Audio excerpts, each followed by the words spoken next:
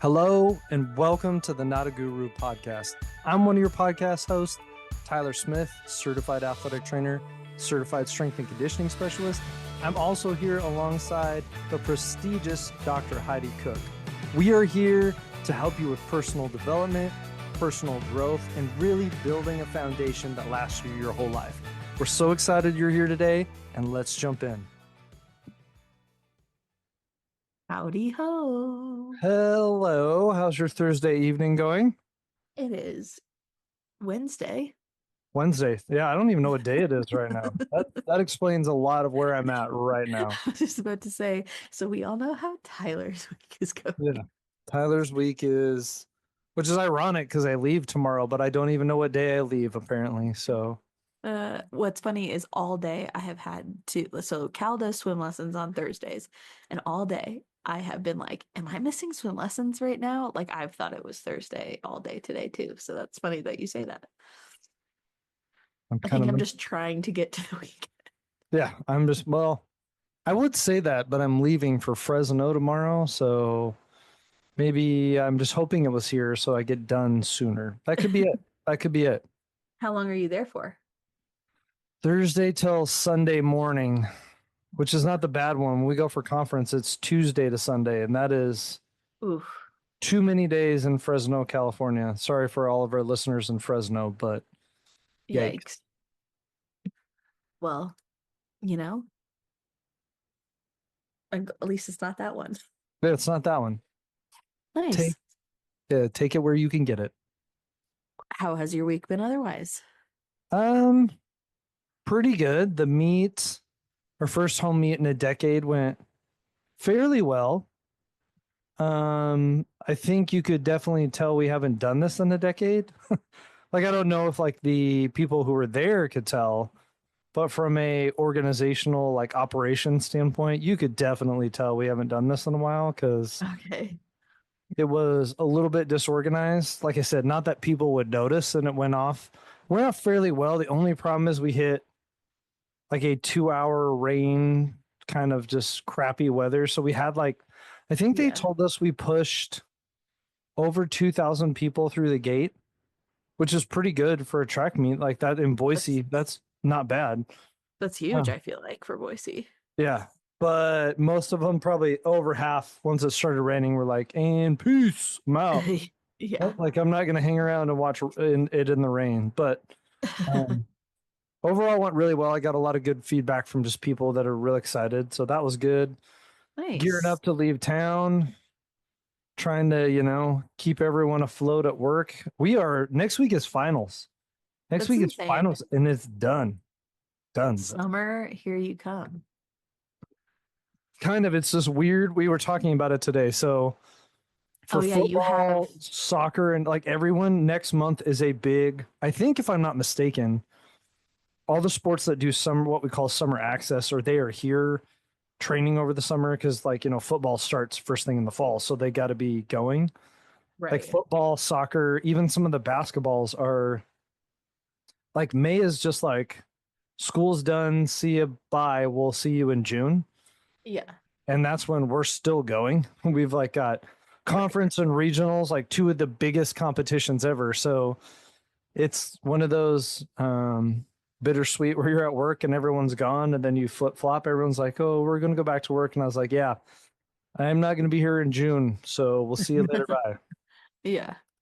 But no, it's crazy to think that the school year is almost up and that the summer is upon us. So we've been trying to get ready for all things summer at the Smith house. So Let's go. Is camper all ready to rock and roll? no, but someone's going to come out and look at it because it's got a Oh, leak. oh, Tyler oh. also learned that changing oil in his generators is not a strong suit of mine because there's oil stains all over everything now. So Love that. not one of my flawless skills I was born with was changing the oil and those things. So Whoops. yeah, it happens. Got to It do it. happens. You're never gonna get better if you don't do it. So Yeah. If you don't make a mess and then try to, hence, if anyone knows how to clean up oil stains on driveways, that would help me because it looks terrible right now. So we have an oil stain in our driveway too, and it is annoying. It is. It's just little ones, but when the rest of it, like you can't tell, you're like, ugh. Yeah, it's My like my OCD nobody else kicks in a cares little about bit. this other than me. Yeah, everyone else was like, yeah, it's a driveway. It should look like that. And I was like, well, it didn't earlier. So Yeah. Especially when it's your fault, yeah, you know? And it's like, damn. yeah. Darn it. So how was Yeah. your week? Week so far has been good. Um, busy. Cal had his follow-up doctor's appointment from his surgery. Everything looks good. We, let's see, what did we do this weekend? Oh, I had talked about it last week. Sam went out for my brother-in-law's winging. Yeah. So he got his wings and he got his assignment. And he is off. Do you have to leave already, or is there like a grace period when you get an assignment? It all depends, right? Depends on where you're going, depends on what your orders are. And so he has just like a very short window between now and when he needs to report at the new squadron. And yeah, so that will be a pretty quick turnaround for him. Um, Do you know where he's going? I do. Oh, we're not allowed to say. Got it. No. Okay. Per his request. No, I So was gonna say I just just didn't know if it was like orders, like you go join somewhere, like I guess in my ignorance, is like is it a base in the United States or is it like orders to go on a mission somewhere else? so it depends. So he Okay. still has some training to do, right? Uh-huh. So their assignment that they just received. So they just received their naval aviation wings, and they've been doing all of their training in like a training trainer jet. And then from there, everybody gets their assignment. Oh, So okay. there's basically been like two rounds of assignments that he's been through. So the first round was if he wanted to go fly jets, if he wanted to go fly some other type of plane. There's like, you know, ones that carry a bunch of technology on them and they have like a big dome on top. There's, he could have gone to fly helicopters. He could have, like, there's lots of different roles, right? And so then All he right. got selected to fly jets. And then, so that's what he's been training in. Then he got his wings. And then from there, they assign where you're going to go train and what jet you're going to go fly. Oh, okay. So now his next step, but this will also be kind of like his home base after that as well. So So you don't even get to pick what kind of jets. They tell you what they want you to fly? correct, but Okay. you kind of get a say, and then it's kind of like based on where you landed in class a little bit. Like, Okay. um, kind of. I think like there's a lot that goes into the assignment, but I think a lot of it is like the instructors basically sit there and they say, okay, here are where everybody's kind of shaking out in class. Here are their preferences. And then also, I think they get to have some input in like, here are their strengths and here's what you're going to go fly and where you're going to go. So no, they don't get to pick, but they get to like declare like their top three kind of choices, and Oh, then cool. they get an assignment from there. And so I think for the most part, everybody got either like their top one or two selections in his class. Um, to my knowledge, I don't know if anybody like got assigned something that they were not wanting or, anything like that. Um, so yeah, Yeah. and so yeah, he'll go report there. I think between now and when he actually has to go report, I think he has to go do um the SERE training, SERE, what does that stand for? Something evasion, resistance, and survival, evasion, resistance, and escape, something like that. It's basically like the POW training, Oh, um, which I had a is buddy that went through that and it is so brutal. it's intense. It Well, and is. I don't know which level he has to do or complete because like I know like you can get like a SEER like specialization, and that SEER training is like 5.5 months long. And that is not, to my knowledge, what he's doing, but there's ones that are like 4 days long. There's ones that are like, a week long. There's ones that are, a month and a half long. And I have a previous family friend who was a Navy? Yeah, she was a Navy pilot. I always get confused if she was an Air Force pilot or a Navy pilot, but she was a Navy pilot. And I remember her stories from SEER training as well. And it's like, Yeah. I mean, I had a oh buddy boy. who trained for 3 months, and the final task was like you got dropped somewhere for 7 days and you had to find like your way by yourself. Mm-hmm. And he like completed it, and he's like completing it was getting a bag over your head. And then the second part, and I won't go Yeah. into the details of what he told me happened to him, but I was like, oh my Oh God. yeah. I mean, Oh like my God. Like that's yeah. legal? You can do that to people? I mean, they have to prepare them for what an actual situation would be, and you bet your bare ass that they're gonna strip you down. I mean, it was, yeah, it was intense. We'll put it that way. Good on him. Yeah, it's wild. The only, well, I won't. I'll tell you afterwards. Okay. I I was gonna probably say, I shouldn't used say to it have a on good buddy podcast. growing up, and his dad was one of the helicopter pilots here at Gowan Field. And he would go on the simulator all the time, and he loved it. Like, Yeah, unfortunately, there's a plane wreck, and they all passed away. But like, it was in like they were. He was really good at it. He loved that simulator. He like anytime his dad would let him come down there, he was in that simulator learning how to fly that helicopter. that's crazy. Yeah. That's wild. So yeah, so Sam was at that, and then he came home and he was home for a couple of days, and then I'm solo again because he's now Solo, off. not single, Not solo. single solo.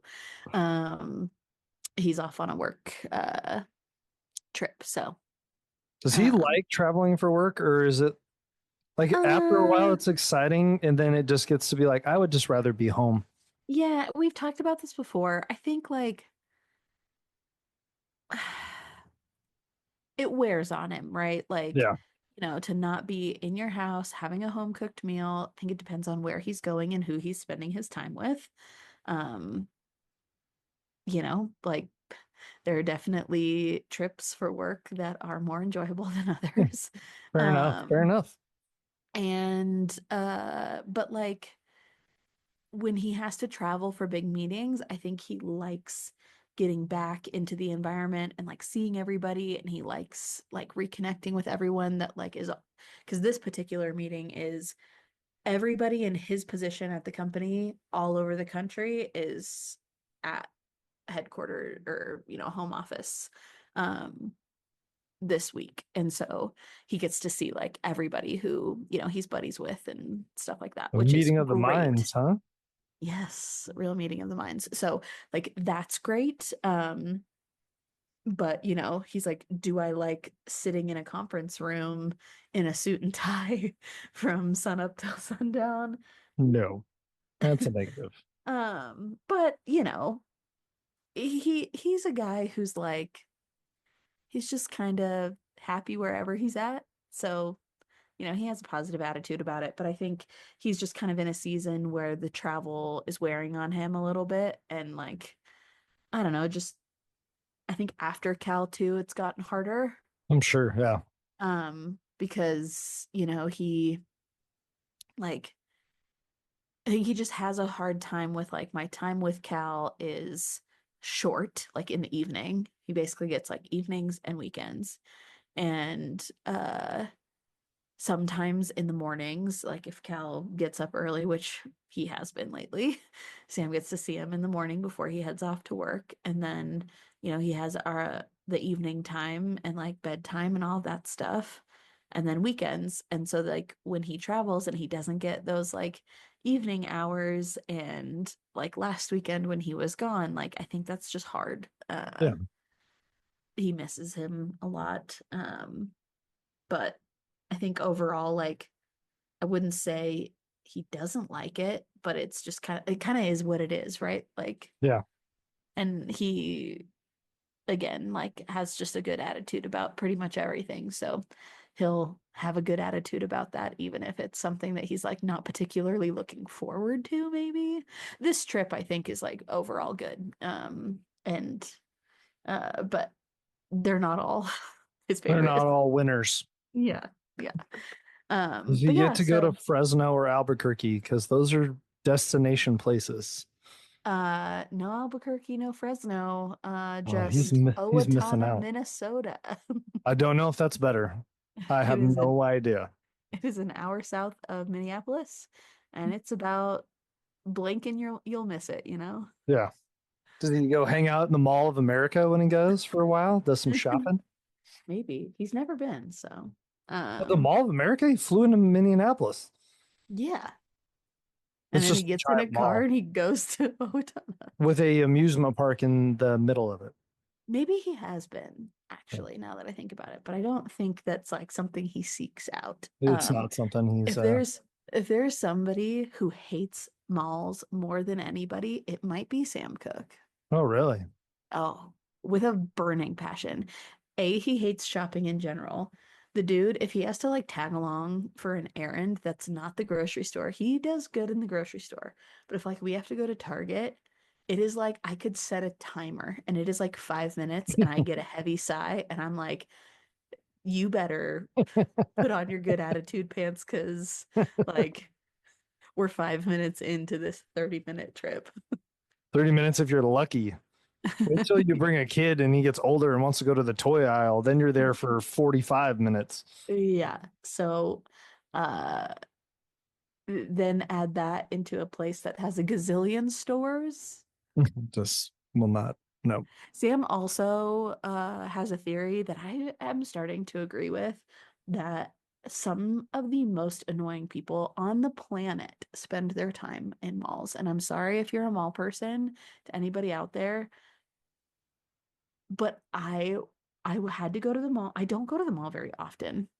It was down when we lived in Littleton. There was a mall nearby, and it had a Dick's like attached to it.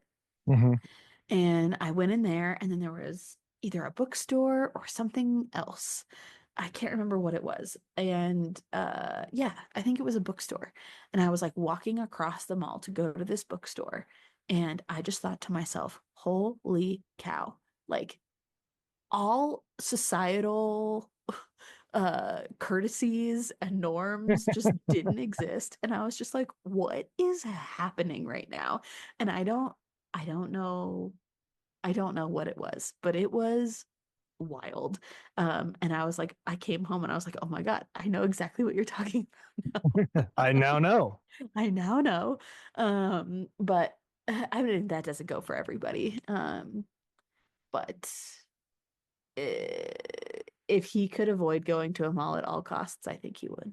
All right. New fact about Sam this episode. Sam and Well, I have malls, not good friends. no, no. But you know who you can be good friends with? Your Your mentor. mentor. Look at that in unison. Wow. This week we're talking about the role of mentorship um in our careers. And I don't know, I got like a good little realm of questions that I wanted to pick Tyler's brain about. But really just I don't know. We'll get to my point of the episode, but we really wanted to talk about like overall mentorship and yeah, how it has impacted each of our careers um throughout each kind of chapter of them. So, um to kick it off, do you remember like the first like mentor type relationship that you had with somebody? I was probably yes, yes, I can say for sure. And it would be it's hard to like so I used it as like so it was one of my high school per like teachers, Mm-hmm. but he was also the sports medicine athletic trainer at our high school.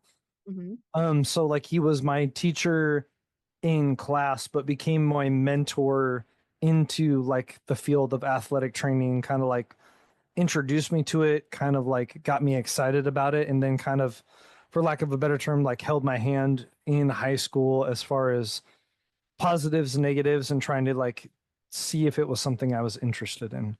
Yeah. I like that. I feel like mine was even before like the athletic training world. I think my first like mentor type relationship I had was in high school. I had an AP psych teacher who was awesome. And I remember going through just like a really, not even like tumultuous is the wrong word, but like I was a pretty like, look, I was a rule follower in high Shocking. school. Really. Yes. Like I was a rule follower through and through. Like I didn't drink, I didn't party, I didn't do anything. I freaking played sports. I came home for curfew. The only rule that I really broke was I would speed like crazy trying to get home, making it home for curfew because my dad would stand in the doorway. And if I was 1 minute late for curfew, it was a bad day. It was a bad day. It Heidi was a got in bad day. So I would like, I'd speed really bad to make it home for curfew. But outside of that, like big time rule follower, and I didn't really like, and maybe I did and I don't remember, but like throughout my high school career, I don't really remember like getting into it with my parents over anything.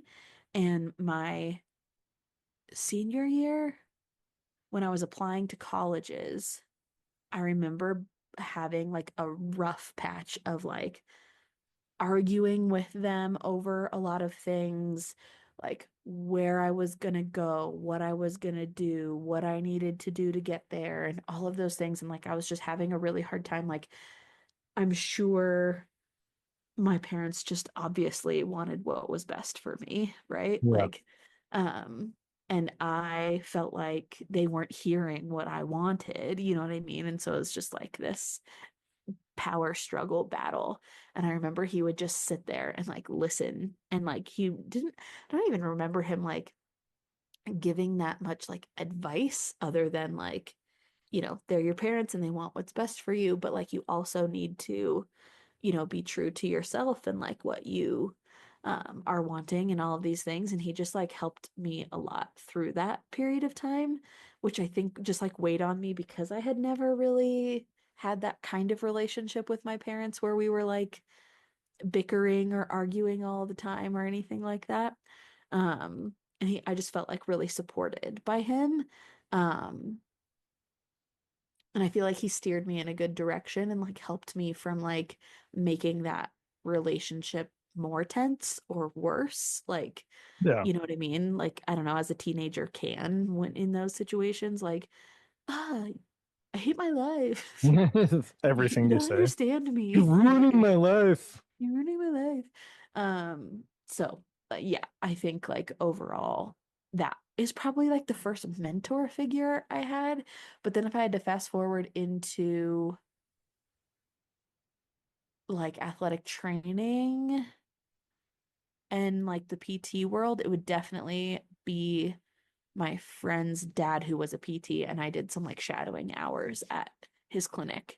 And he's the one who really helped me see that like the degree is like you can do whatever you want with it, you know? And he really encouraged me to go down the athletic training route. Um, yeah, he was probably my first like positive mentor.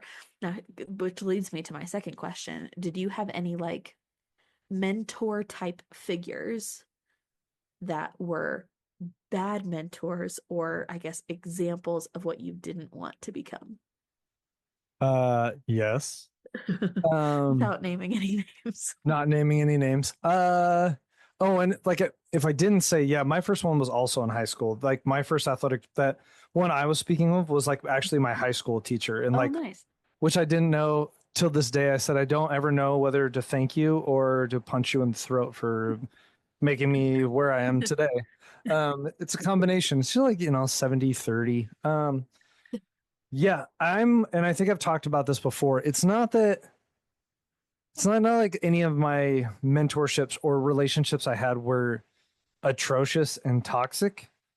I think Yeah. I just noticed some things about individuals where I was like, not dwelling on the negative, but when they like you see something and you're like, I don't want to myself to do that. I don't want to be that person, or I don't want to adopt that trait. I had, just being honest, a lot more of those than the other things where it was like all-star knockdown, just this dude is or girl is everything I've ever wanted to be in life. I always kind of piece things together based on I really liked how Heidi did this, so I would want to adopt that. I really didn't like, how Sam was always like, 15 minutes late, but no one seemed to care. Like that, like those type of things where I'm like, no, I don't really want to be that human, but I want to adopt. But then what I would try to do is like flip it to the opposite. If I knew someone was always going to be late, I always try to be early or like, there when I need to be there so people are not relying me. So when I do see those traits, it's very much so a how can I flip that 100 or 180 degrees to what I think is probably going to be more beneficial for myself. Yeah. I I definitely I agree with you on that. I definitely had those where it was just like it, it wasn't like a toxic relationship or like, anything dramatic like that, but it was just like you're not my favorite person and how you're operating is like just really showing me like how I can be different, Yeah. which is a good thing. I think that like honestly, I think those types of experiences like shape you just as much as a positive one does. You know what I mean? Like, Yeah. while it may suck to go through to like be surrounded by that energy or whatever, I think overall, like, it can be just as powerful of an example to like push you in the direction of where you want to actually go and like how you want to treat people and treat your job and show up and, all those things. It is. The one thing that I would say and just advise people is it can also create, depending on this will say weird, like the mentor or the leadership style that you either admire or you just ask me how I know, or you try to like go in a different direction. Yeah. Sometimes that can be an interesting path forward in life because you're taking a drastic different approach from other people, and sometimes that can be seen as a very positive, or and I'm sure you can kind of relate this to like when you went out of the clinic and stuff, or it can be like kind of a negative thing, like why are you like you get this big like, well, why would you do it that way? Like if you've had all these mentors that have done this and been successful, why did you pivot? What was it in there? So you have to be able to understand that whether it's your job setting, your leadership style, the way you work, the way you operate, when you identify those things that aren't true to who you are, don't always expect everyone right away to see the value in that because I've ran into that personally a couple times. Totally. 100%. Have you had any good mentorship relationships that then went sour or south? I don't think it went sour or south. It just created opportunities where I can show my worth, but also just um, I want to use the word stagnation, but just people that are like just can't figure out why I'm doing what I'm doing in Yeah, the way I'm doing it. sure. But the other beautiful thing that it did is like when you find people that mesh with you, like especially at work, when you've, like I have a mentor that like we think a lot alike. Our brains operate the same. We're kind of both people person. We're like that glue individual. And Yeah, when you do, it's like this amazing connection because you're like, this is one of my like joking around, like one of my people. This is someone yeah, who sees things the way I do. And that's not always perfect. You have to learn to see things and to pick parts of mentors or people ahead of you to communicate better. But it's definitely been interesting when you're kind of the pivot or the opposite of the norm. Um, it gets you some, like I said, I don't think it necessarily, some people see value in it. Some people are always going to try to pull you toward their way of doing things because that's how they operate. That's what they know. And that's how they think things should be done. yeah. I only had one that I can think of that like actually went like sour. I'm trying to think if there were any others. I really don't think so. This one happened to be somebody at Boise State. Won't name any names. I've talked about him when I very first started the podcast. I talked about him. We had such a good relationship, and I looked up to him a lot, and I thought that he was just like, I loved like how fired up he was about like the profession and like leading people to it and like having this like level of excellence within it. And I just like admired that so much, and I felt like we had such a good relationship. And then we had like our kind of like final meeting before graduation, and I told him what my plan was, that I had gotten into school and, I was gonna go get my DPT, and, you know, I thought it was such a good thing because, at the time, and I feel like it's maybe a little bit less now, but maybe it still is there. At the time, there was a big rift between the PT profession and the athletic training profession. I think since the athletic training profession has also switched to an entry-level master's, I think there's also been a little bit less of that. I could be mistaken because I'm a little bit removed from it now, but at the time there was a really big rift. And I thought, like, how cool to go into the PT world as an athletic trainer and like advocate for that profession while also pursuing my DPT. He lost his shit in that meeting, actually yelled at me. And like looking back at this, like, I'm like 21, 22 years old, and there's like a grown ass man yelling at me about my career choices, told me I was a waste of time and energy to educate. And that was it. And he said those words, and I literally stood up and said, I was just like, I'm really sorry you feel that way. And I walked out, and graduation came, and there's this whole like lineup of all of us graduating. And by all of us, I mean, I think there were maybe 7 of us left at the end. I think we started So it with wasn't a 11. ton. Yeah. I think we started with 11 and we ended with 7, or maybe we started with 11 and ended with 9, something like that. And so there's a lineup of us, and he's going through and shaking everybody's hand, literally skips over me That is so childish. That's in embarrassing. front of my parents. That is, did your parents say anything? Uh, after the fact.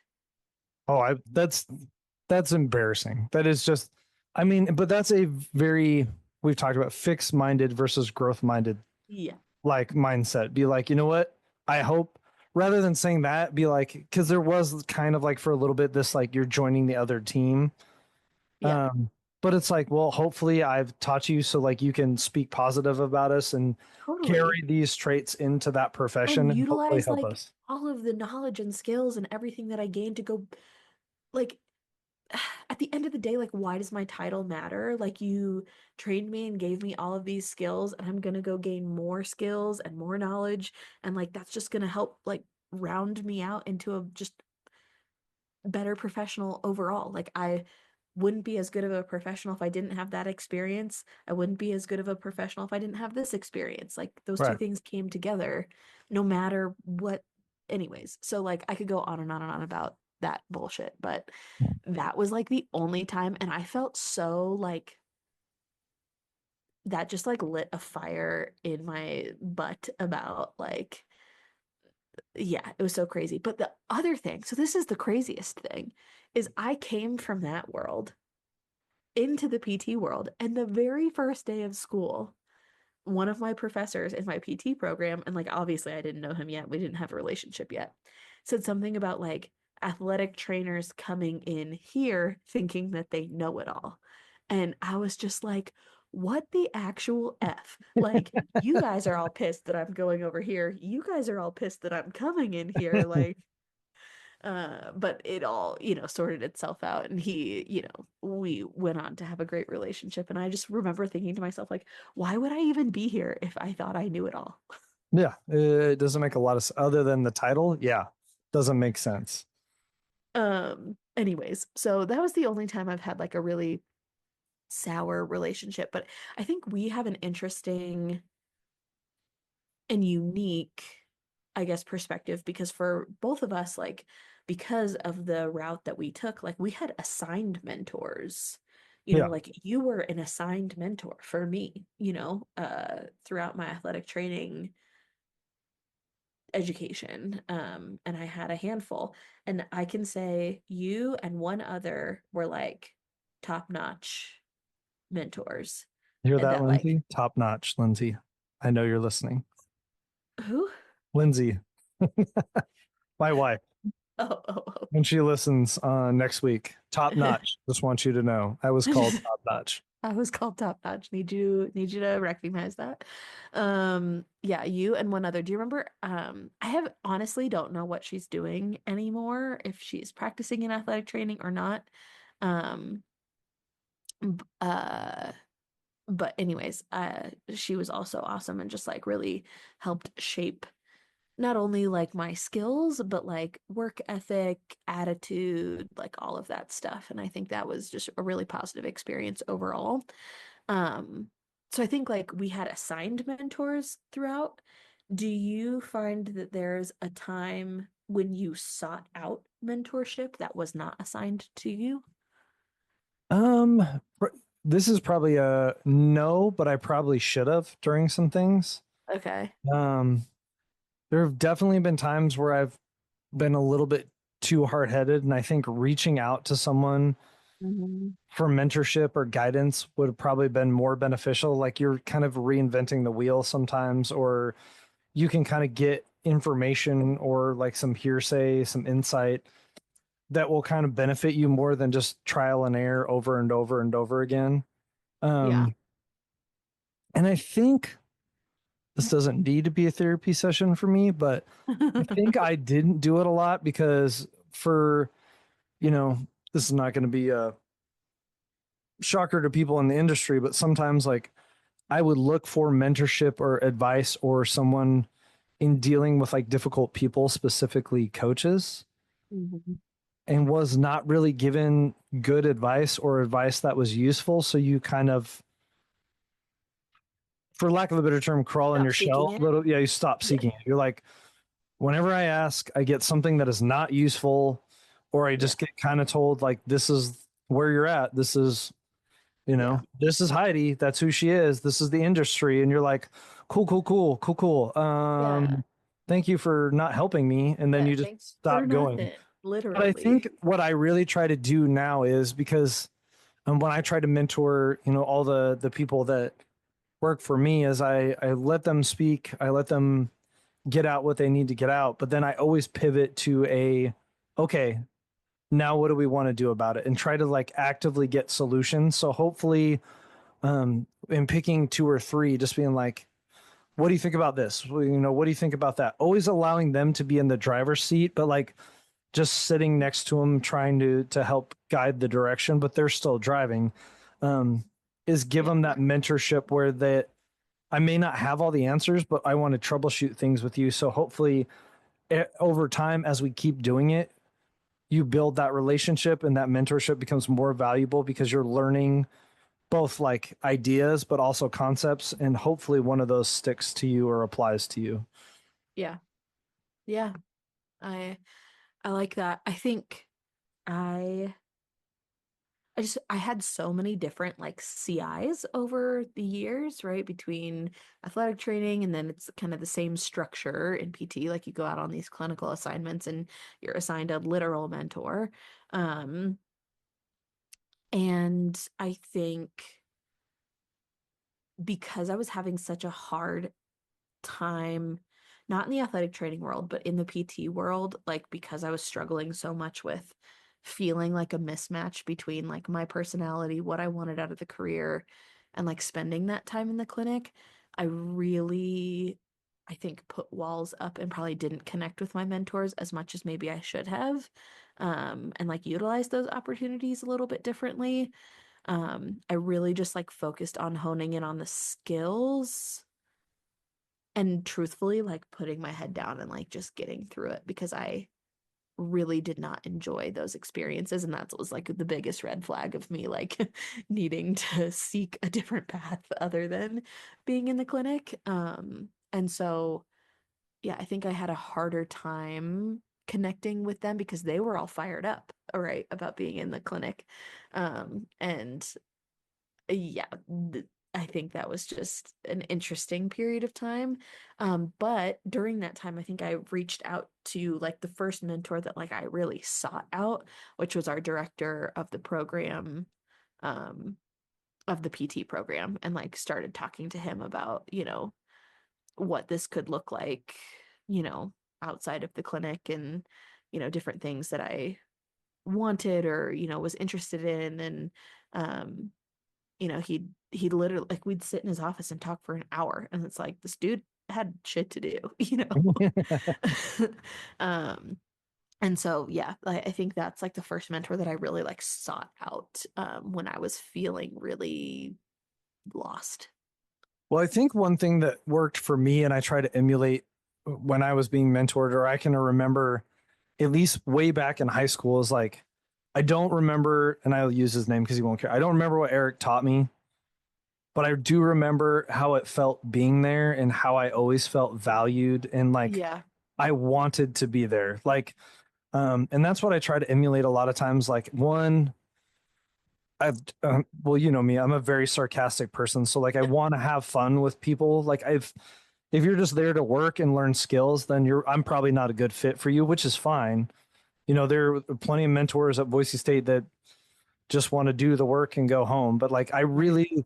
I want people to feel valued and I want them to enjoy what they're doing. Cause I feel like those are two things that like, if you don't get those things at your job, regardless of what's going on, you're not going to want to come back and do it. So like, those are Yeah. things where, you know, like I said, I don't remember anything that they taught me, but I remember how I felt and how I enjoyed being there. And then that just naturally led into like a closer knit relationship with them. And then I think I got more out of it than just, you know, you telling me, you know, don't forget this, don't forget that. I was like, yeah, yeah, Yeah. yeah. But like how you tell me and what we're doing while it's happening and how those like experiences come, I think was just as important.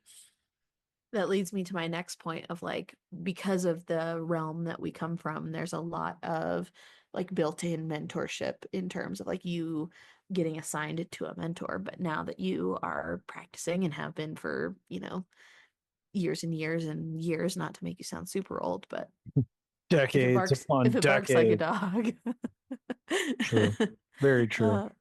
uh, uh, so now being on the flip side of that and like being assigned students and being assigned people to mentor or having graduate assistants or whatever, how has that experience been being on the flip side of that and like being somebody else's mentor? I think it's been, like I said, really good. I always lead with my personality and like humor and relationships. One thing that I'm trying to get better at is I was raised with a very distinct, very like, um, how like my work ethic is like I was always taught never ask someone to do something that you are not willing to do yourself. Like that is just the MO that I was like. So there are times I would fill up water bottle. I'll do anything like if it needs to be done. And it got to be a detriment where like I was not letting them get their hands dirty or letting them do stuff because I was like, well, I got to do this. Like I'll just do it. And then it's almost a little bit in like being a parent where you sacrifice speed for like that opportunity. Like if I let Heidi do it, this eval is gonna take 15 to 20 minutes and I want to get the hell out of here versus if I do it, it's a 5 minute ordeal and we can get out the door.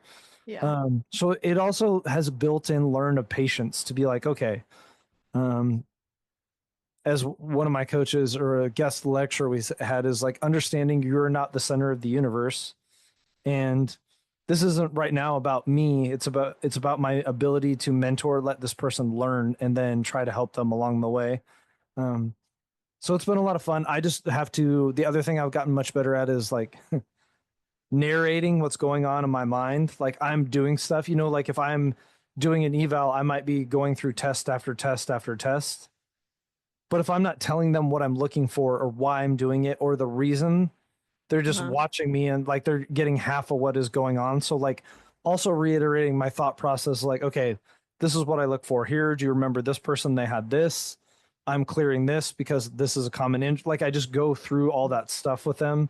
That has Mhm. become very much so after, to 21, 22 years. It's just automatic for me, but I have to remember it's not automatic for them. Right. But I think the best part in it is like it really, and I mean, I'm a more of a growth minded. It just makes you think a little bit more, be a little bit more, like I said, patient, but also realize you don't know everything. And sometimes they bring great information. Be like, I never thought of that. Let's try it that way. You know what I mean? Like, Yeah. because I've also been out of it so long, they're learning stuff. I was like, I don't know what you're doing. So one of two things, or it's new, or I never use it. So Mm. like those type of things. But I enjoy being a mentor a lot. It's just sometimes I get too many students. I'll get four, and I was like, it's really hard to try to mentor four different people at the same time. At the same time, But yeah. I don't like to use them as like worker bees either. Like that's not what they're in it for. So Yeah. I've definitely been on the receiving end of worker bee yeah. mentality, and I'm like, wait, I need mentorship.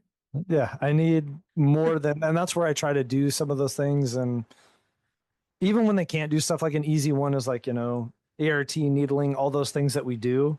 I can't let them do that. But I was like, this is the theory. This is why I'm doing it. Try to watch, ask questions, do that. So Yeah, totally. Totally. That's cool. I like that.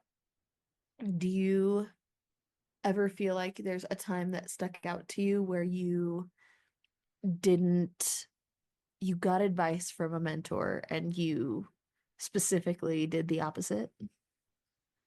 all the time. Uh, Um, I wouldn't should say all the time, but there's a lot of times where I'll get it and I process it. I'm like, okay, what is their thought? Why are they thinking this?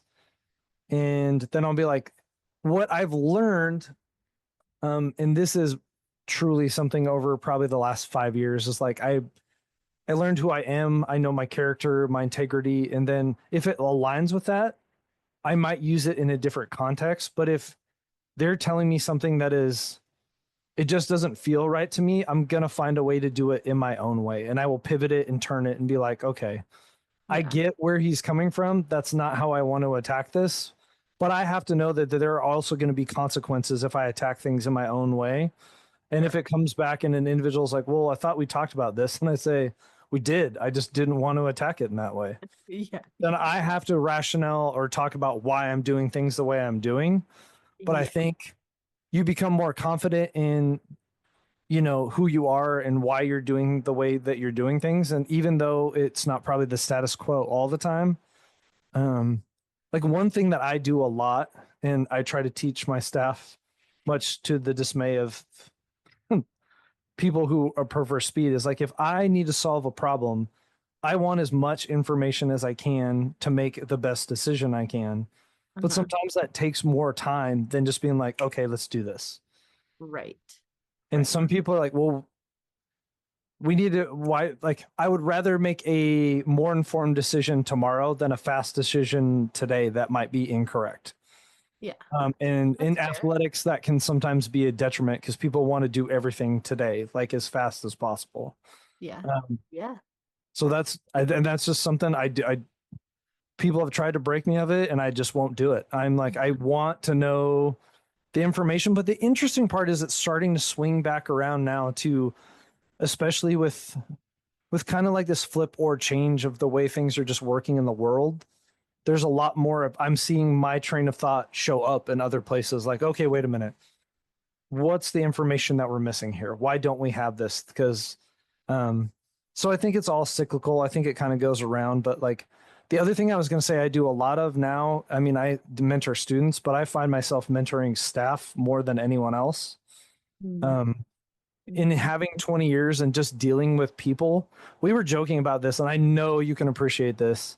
My coaches and I were talking about our degrees. Uh-huh. I was like, you know what, I should have double major whatever in like athletic training or health and mental health or psychology. Like I Oh, do more counseling than anything else. Like yeah. people, coaches, like all that. And so I think it's really cool. And if you ever get the chance, like to reach out and get a mentor, like someone who's, there's a lot of value in just in life experiences. Like I've just dealt with a lot of people. And like we did this when we, work with clients, you start to like get this memory bank of like, okay, this is how this person processes. And then you see that person later. And until Mm-hmm. you've gone through all these things, you don't really, you have the information, but the wisdom is not there, the applied Mm-hmm. knowledge and wisdom. And that's one thing that I've been just really enjoying sharing with my coworkers and students is like, this is how you deal with this type of person. This is how, like, almost the information or the health information is secondary to how do we attack this problem and what Mm-hmm. is the good psychology or thought process in doing that. And they've really enjoyed it because it's like, it's just, it makes things easier if you know how to attack them, less about the information, but the design in order to get the information across. 100%. And I think that's like my biggest takeaway I just wanted to have out of this overall discussion is like, I think for a lot of us, once we get out of school, like out of college, when the mentorship isn't set up for us anymore, I think sometimes we get stuck and we don't like seek it out. But if you think back to like all of the times that you felt the most supported, got to where you wanted to go the most efficiently, and like you were making like the biggest moves, you probably had a mentor helping support you, teach you, show you, lead you, along the way. And I think we lose some of that as we progress in our careers.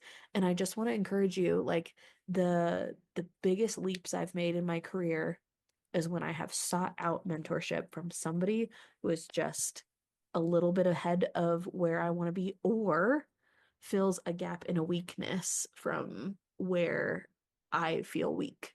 And that like that has helped me tremendously in my kind of growth throughout my career, not only like in business, but previously, even when I was gaining the skills and knowledge needed, the biggest moves I made were not from the assigned mentors. While I had great assigned mentors and have, great memories in that, I think a lot of it is like in when I was seeking it out and like filling a gap and a need. And like that takes active searching to go find somebody, initiate that, conversation and seeing how you can facilitate that relationship. Quick question for you, because I've seen this. What are your thoughts or in this whole conversation? And I agree with you. We get kind of like, there are many times where finding a mentor would be great. What are your thoughts about, because I've seen this as a thing now, is like paid mentorship or like, Yeah. I've been ahead of you. If you give me $10,000, I'll be a mentor. You can join this mentorship club. Do you Sure. find that as valuable as just like trying to find someone who is, like, Yeah.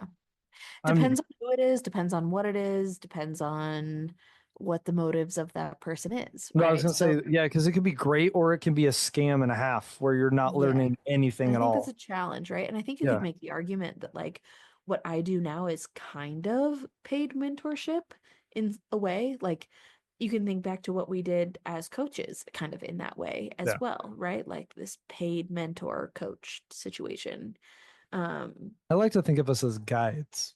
sure. So whatever Yeah. you want to label it, I think it's the same, Yeah, And so I think it has less to do with what it is and more to do with the person that you're investing in. And sometimes you very don't true. know what the motive is until it's too late, which is scary and sad. But like, I think you have to go back to the root. And I look back to, I had one bad investment in my career. Two. And pivot. One and a half. One was whatever. I had one bad investment in my career. It was very expensive. And if I look back, this particular individual had started and stopped, I think, 4 or 5 different businesses and finally landed on this one that like blew up and she ran with it. And so it's like she ran with it because it blew up, not because she felt particularly called to help people. Sure. And I think that is like my oversight in that whole thing. Um, and so I think about like if you're seeking out mentorship, I think you need to ask the questions of like, why are you mentoring people in this space? Like, what is driving you to do that? And like, I think back to our like health coaching days, and so much of that was driven for me just in a passion for a gap in the industry, and individuals. Oh, Oh, bless you. sorry. Uh-oh. Look out. 3, 4. Uh-oh. My allergies have been so bad. Oh my God. Um, but the gap in the industry and actually giving women like the actual necessary information that they need to make an impact on their health, because Oh, we got it.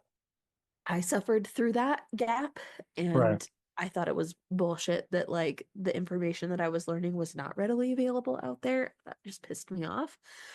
Um, all that to be said, similar deal now is like I want to help other individuals be able to, break free from a system if they are not enjoying that, and show them that there is another path, because I didn't know that there was another path and I felt really stuck foraging my own path. And, if I can help another clinician who, just had a baby, let's say, and wants to be able to stay home and like be fulfilled in their career, like I want to walk them through that process. And I think the biggest thing is the more qualified health professionals that we can provide a platform for in the social media space, the more quality information is going to be out and readily available for individuals to consume.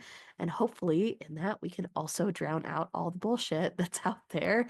And so I think that I am one voice, but if I can give a voice to 1,000 other health professionals, the reach is just so much greater. And so, like, that's me getting on my soapbox, but like, somebody who's doing the mentoring needs to have a deeper reason for why they're involved in what they're involved in, other than because I want to or because I'm good at it and I want your money, you know? No. No, I had a similar experience just today where I went off on to your point on a Instagram post by a specific health influencer that I found absolutely disgusting, but we don't need to get into that. Um, and then me and a couple other, like health professionals were a little quick on the draw to point out some of the flaws in what he was trying to promote. But I think the other thing when you're finding a mentor, and this has been a lot of success that I've had, is like, do you like this person? Do you want to be around this person? And do you think they add value? Like, are they in a position that you would want to be in one day? And Yeah. then if you can get there, like I think it's worth your time. Like it's like now in our program, you can have a couple rotations and then you can interview and try to like, go to different rotations and stuff. And a lot of the students that I've had once and they're like, no, I really enjoyed it. I enjoyed the experience. I enjoyed who I worked with and I want another chance to like go work with you. So like it's almost like when you get a like a physical trainer, like a trainer at a gym. Like you have to kind of like them and you have to think they're bringing value to your life. And if they're not filling both those gaps, then either a mentor is probably not going to be someone you're either going to sustain or pick up the information, or you're going to want to come back and actually listen to what they have to say. Yeah. Yeah. Agreed. 100% agreed. Well, I hope this was a good combo, a good peek into our experiences with mentorship. And, hopefully, if nothing else, maybe got your wheels turning about where you can seek out mentorship in big or small ways in your career. Very true. Mentorship is very powerful if you use it the right way. And I think it can make you grow tremendously in a great direction without, like you're pointed in a direction because someone's helping you get there. And like I said, you're still driving. You just have someone in the passenger seat next to you trying to suggest the direction that you go. Yeah. What's that cheesy saying? It's like, if you want to go fast, go alone. If you want to go far, go Go together. together. Sure. That might be it. It sounds right. But I know Something what like you're that. saying. It's something If like I that. butchered it, nobody tell me. I'm going to live in ignorant bliss. There you go. Thanks for tuning in, everybody. We'll talk to you guys next week. Thanks for being here. Have a great week.